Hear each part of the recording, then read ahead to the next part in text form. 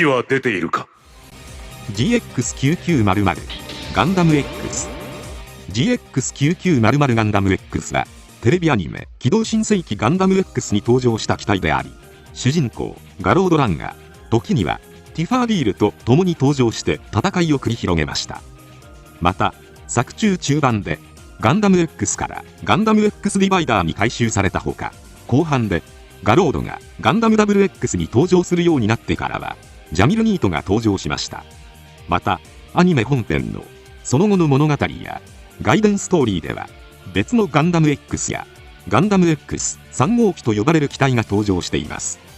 今回はそんなガンダム X について解説させていただきます。次 4.03 秒後にマイクロウェーブ来ます。機動新世紀ガンダム X の世界では地球から見て月の裏側 L3 に位置するスペースコロニークラウド9の独立運動に端を発する地球連邦軍と宇宙革命軍の戦い第7次宇宙戦争が勃発しました。8ヶ月に及ぶ戦線膠着の末に宇宙革命軍はコロニー落とし作戦を宣言し、地球連邦政府に降伏を迫りますが、地球連邦軍はスペースコロニーを一撃で撃破可能な戦略兵器サテライトキャノンを搭載した機体ガンダム X を中心とした戦力を配備してコロニー迎撃作戦を展開しました。ガンダム X に登場する地球連邦軍の若きエースパイロットジャミルニートはコロニーを破壊するべく引き金を引きましたが、その結果焦った革命軍がコロニー落としを強行してしまい、人類のほとんどが死滅することになりました。そして戦争が勝者なきまま終局を迎える中、ジャミルはフェブラルを狩る宇宙革命軍のエースパイロットランセロー・ダーベルとの戦いで相打ちとなり、ガンダム X は失われたのでした。こうして第7次宇宙戦争が終結して15年後、戦災孤児のガロード・ランを中心に物語が繰り広げられていくことになります。ガロードは戦後の廃棄された軍事施設や兵器の残骸を漁って売りさばく者バルチャーとして生計を立てていました。そんなある日、バルチャー艦フリーデンからティファーディールという少女を奪還してほしいという依頼を受けました。無事にティファを奪還して依頼人に引き渡そうとするガロードでしたが、依頼人の顔を見て怯えるティファと共に逃走し、放棄されていたガンダム X を発見してこれに登場することになります。これで動いたら俺は神様信じる。ガンダム X は第7次宇宙戦争で全3機が開発されました。ガロードが発見した GX は1号機 NT001 であり、2号機 NT002 は全対戦時にジャミルが登場していた機体となります。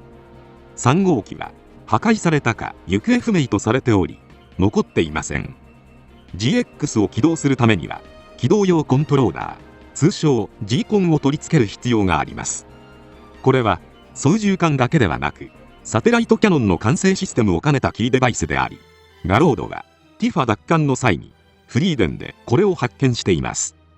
ちなみに1996年の放送当時には反射神経測定ゲームなどが可能な実物大 G コンの玩具が発売されています。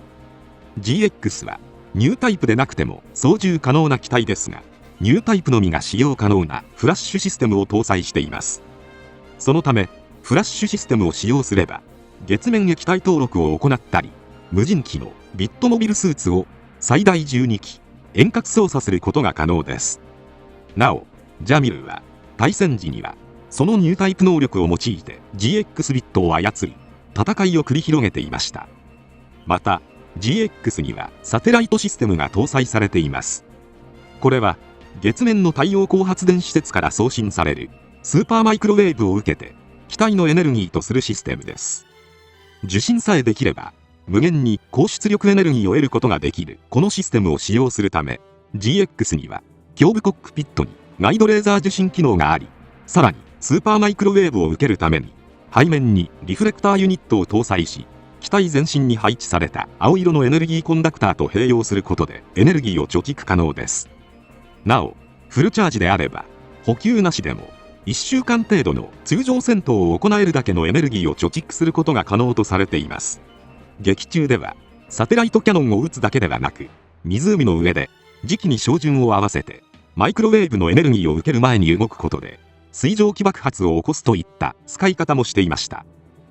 巷に雨の降るごとく我が心にも雨ぞ降る。乱暴な死だったか。背面のリフレクターユニットはサテライトキャノン使用時にスーパーマイクロウェーブを受けるだけではなく、ここからエネルギーを放出することで推進力としても使用可能となっています。そのためリフレクターを後ろに展開したホバーリングモードに変形することで長距離移動が可能となっています。なおアニメ放送当時に発売されたガンダム X のガンプラ説明書によると、リフレクターを広げて就航する際に光り輝くように見えることから、光の翼を持つモビルスーツとして恐れられていたとされています。武装としてはまず胸部に4門の機関砲ブレストバルカンを搭載しています。次に近接兵装としては高出力の大型ビームソードがサテライトキャノン基部に搭載されています。サテライトシステムによって蓄積したエネルギーを腕部のエネルギーコンダクターを通して供給することで、モビルスーツを一撃で両断するほどの非常に高い出力を誇ります。また携行可能なシールドバスターライフルを持ちます。防御用のシールド形態にすることも可能な複合兵器なので、通常の3倍の強度を誇る装甲カバーを備えており、モビルスーツを一撃で撃破可能な高出力ビームライフルです。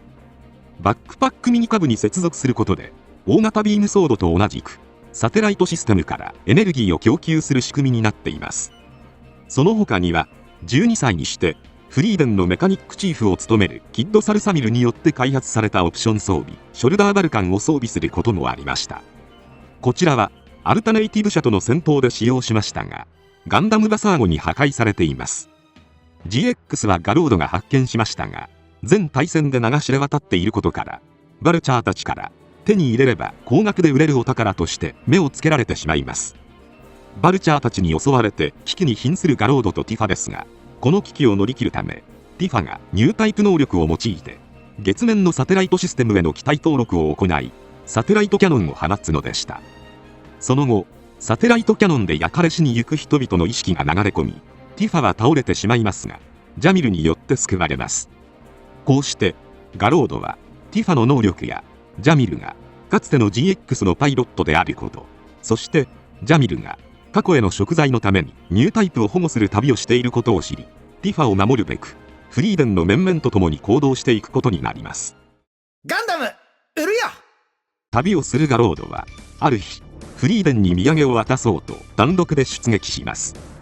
しかしその結果ジャミルが重傷を負い、ティファとのすれ違いもあって居場所を失ったと感じ脱走しました。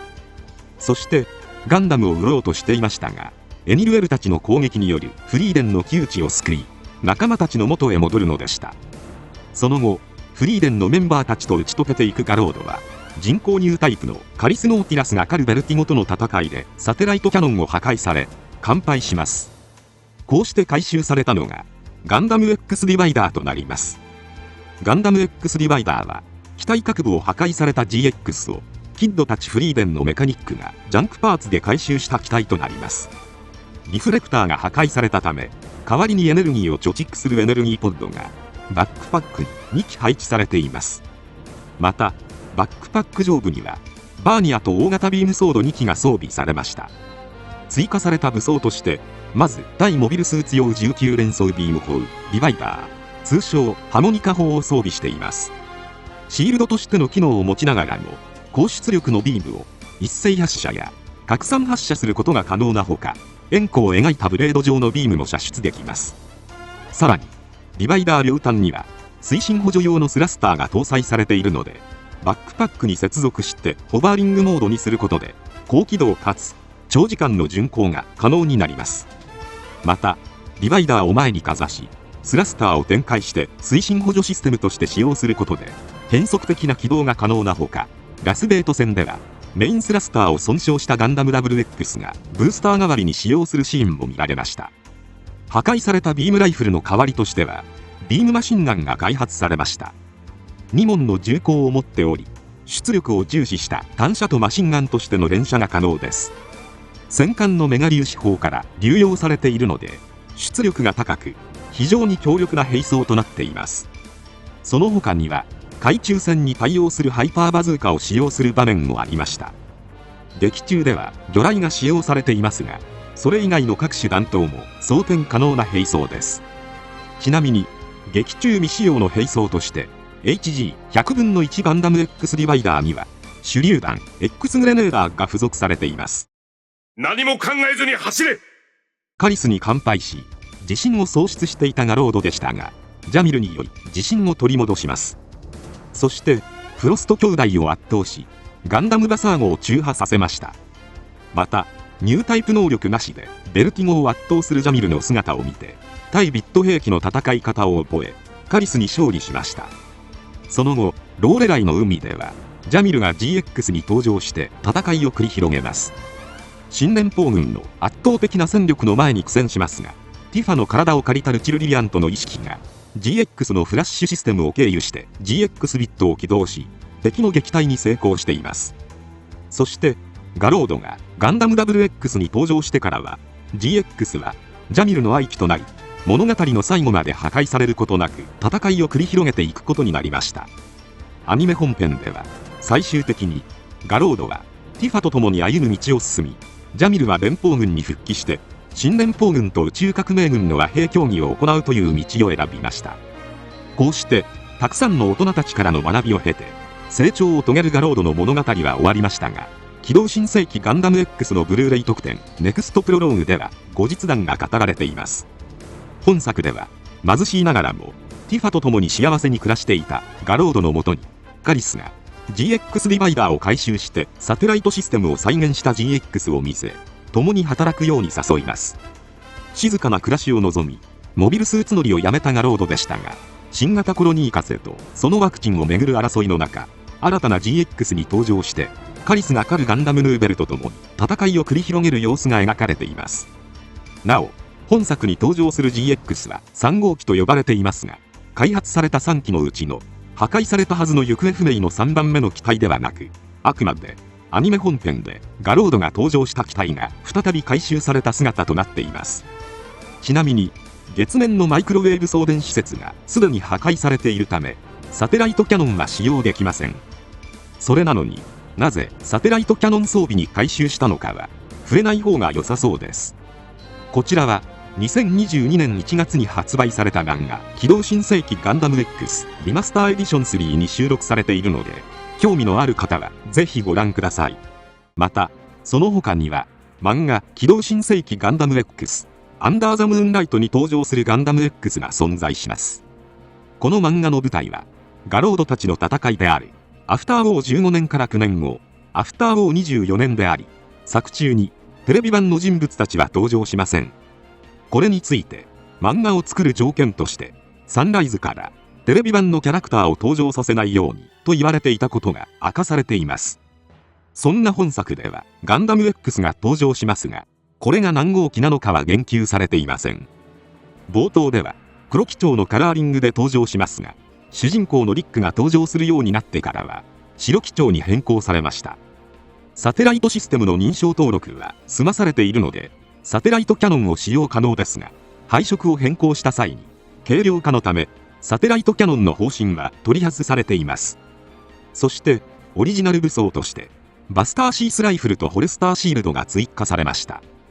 原型機と同じくブレストバルカンと大型ビームソードを持ちますが、ビームソードはサテライトキャノン方針が取り外されたことに伴いシースライフル後部に格納されています。また後半では改修を受けて外見は変わらないもののスペックが大幅に向上し、サテライトキャノンも再び搭載。さらに武装の方も改修され、バスターシースライフル界とゲネイオンシールドになりました。ライフルは最新鋭機の装甲を貫くほどの火力を誇る兵装で、ゲネイオンシールドは先端に4本のクローアームがあるので敵機をつかむことが可能です。本作はリックが様々な人物たちとの出会いを通じて平和な世界のために戦っていく物語となっており、ガンダム X はリックの愛機として活躍。最終的にテロ組織によるコロニー落としを阻止しています。余談ですが、ガロードランという名前は我が道を行くという言葉が由来とされており、過去に縛られた古い世界が終わった後に新たな世界を切り開いていくべき少年とされています。そのためか未完成な少年のガロードを育てていく良き大人たちがたくさん登場する作品に仕上がっているところがまた本作の魅力の一つではないでしょうか。今回はこれで以上となります。チャンネル登録されるかはお任せいたしますので、もしよければもう一本動画を見ていただければとても嬉しいです。最後までご視聴いただきありがとうございました。